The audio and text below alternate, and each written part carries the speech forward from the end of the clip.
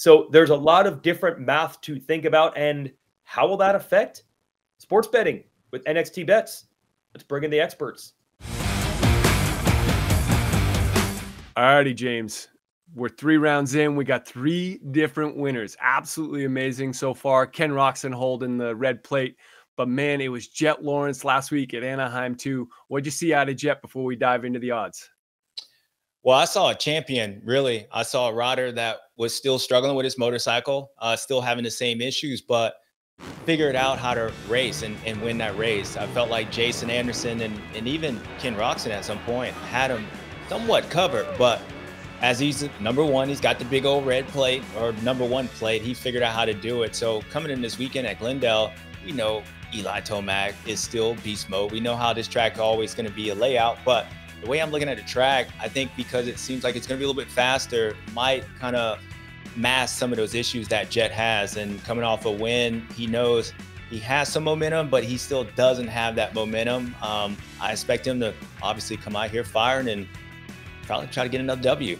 Well, James, they got him as the favorite in the odds. He's at a 120 now. Now, remember, guys, you got to go check the latest on NXTbets.com for the latest bets.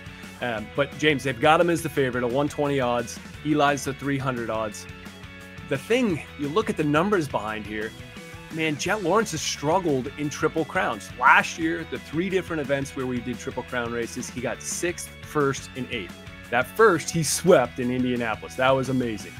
But in Anaheim 2, he crashed in the first and the 3rd race. And in St. Louis, in that 3rd one, how can we forget? Justin Barcia kind of T-boned him, I think inadvertently, but he has struggled in these races. But James, man, the entire opposite. You mentioned that track, Eli Tomac, Glendale. He's got 5 wins there. He's won 8 of 17 Triple Crowns in the history. Can you bet against Eli Tomac on this track in Glendale, James?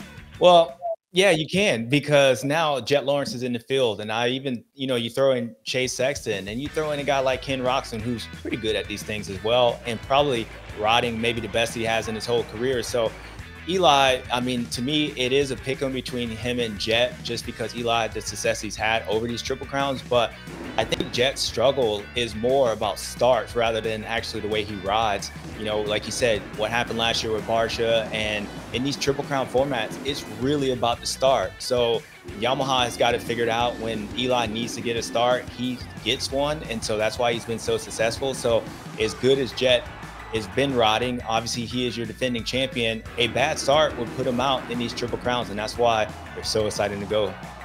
James, let's talk about starts. Ken Roczen's our best start, actually 2nd best starter this year behind Hunter Lords, but he's been amazing on the starts. The odds for Ken Roczen, our red plate holder, is 1,100 right now. Here's the red plate holder at an 1,100. He won here last year in a normal format race. He won here in 2020, sweeping a Triple Crown. It's arguably his best venue. On 1,100 odds, it feels like that's a really solid, good value pick. The disrespect they got him for. But, I think it really just comes down to is it's hard to put your eyes in. And when you watch Ken ride, if you just take away the past history and you just look at this year, I mean, Ken's been good. Obviously, he's got the red plate, so he's been really good, the best of everybody. But I think it's just you're not used to that. And what I see from Ken is not the guy that was starting out front. Like when he won last year, he was out front, he was gone, race was over. He's been coming up to the pack and putting himself up. And so to me, I don't even know if Ken Roczen believes that he's like the red plate holder. So, at the odds that he has, I think history would say it is a good value, but the disrespect they've given him, I think Ken's a solid pick this weekend as well. Yeah, I agree with you. Well, we got some amazing choices this week. Red plate holder with some low odds, the clear favorites, Jett and Eli Tomac. Be sure to check out NXTbets.com, as those things may change as we go in. James, looking forward to Glendale. Same here.